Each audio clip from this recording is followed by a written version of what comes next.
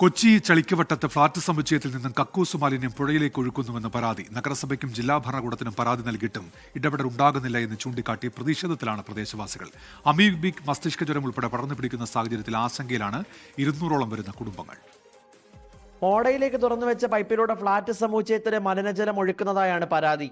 പുലർച്ചെ 2 മണിക്കും 3 മണിക്കുമാണ് ഇത്തരം സംഭവങ്ങൾ നടക്കുന്നതെന്നും നേരം വെളുത്താൽ നിൽക്കാൻ കഴിയാത്ത ദുർഗന്ധമാണെന്നുമാണ് പ്രദേശവാസികൾ പറയുന്നത്.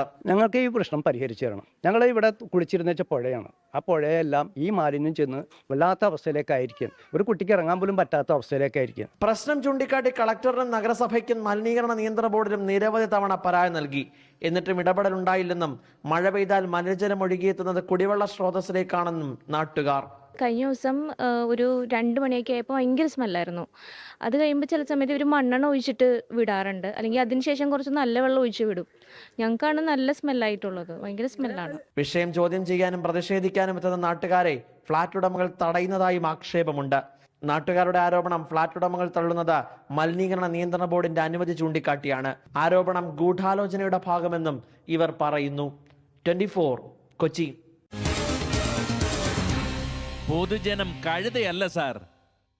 ലോകത്തെവിടെയായാലും ഏത് സമയത്തും 24 വാർത്തകളും ഓഗ്മെന്റഡ് റിയാലിറ്റി പാക്കേജുകളും എക്സ്പ്ലെയിനറുകളും വിശദമായി കാണാൻ ഞങ്ങളുടെ യൂട്യൂബ് ചാനൽ നിങ്ങൾക്ക് സബ്സ്ക്രൈബ് ചെയ്യാം.